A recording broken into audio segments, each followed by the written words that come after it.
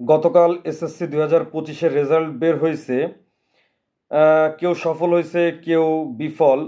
এটা নিয়ে আসলে মন খারাপ করার কিছু না, জীবনের এটা একটা স্টেজ মাত্র। এই স্টেজে কেউ হয়তোবা অতিক্রম করতে পারবে, কেউ হয়তোবা পারবে না, হয়তোবা নেক্সট ইয়ার পারবে।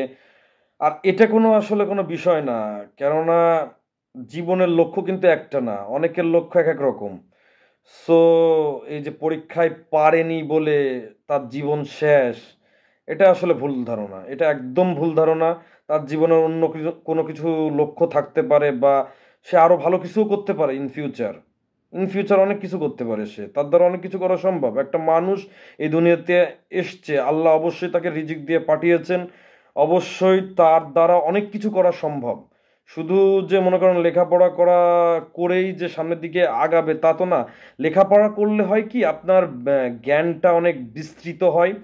আপনি সেই জ্ঞানকে কাজে লাগিয়ে আপনি যে জায়গায় আছেন সেই জায়গাটাকে আরো একটু বৃহৎ আকার দেয়া যায়। যেটা লেখাপড়ার অবশ্যই দাম আছে, লেখাপড়া করার অবশ্যই মূল্য আছে, কিন্তু তার মানে এই না যে লেখাপড়া সে হয়তোবা তার দ্বারা হচ্ছে না বলে সে আর সামনে আগাতে পারবে না, সে সামনে আরো যেতে পারবে না। এটা আসলে ভুল ধারণা, এটা অত্যন্ত ভুল ধারণা।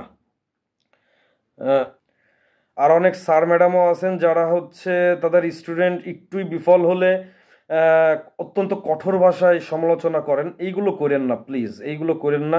কেননা এটা জীবনের একটা স্টেজ। সে হয়তোবা অমনোযোগী, বা তার দ্বারা এটা হচ্ছে না, তাই বলে কি সে তার জীবনে ব্যর্থ? না, সে জীবনে ব্যর্থ না। জীবনের এখনো একটা বিস্তীর্ণ সময় পড়ে রয়েছে। হ্যাঁ, হয়তোবা তার লেখাপড়ায় মন বসে না, সে যদি অন্য কোনো ভালো কোনো কাজ পারে বা ভালো কোনো কাজ করতে পারে, সে যদি সামনের দিকে এগিয়ে যেতে পারে, দ্যাটস ওকে। হ্যাঁ, এটা একটা তো কথা বললাম যে লেখাপড়া শিখলে আপনার জ্ঞানটা অনেক বিস্তৃত হবে। আপনি যে কাজটা করতে চাচ্ছেন সেই কাজের পরিধি বাড়বে, সেই কাজে অনেক কি বলে অনেক ভালো কিছু হবে। লেখাপড়াটা অবশ্যই জরুরি।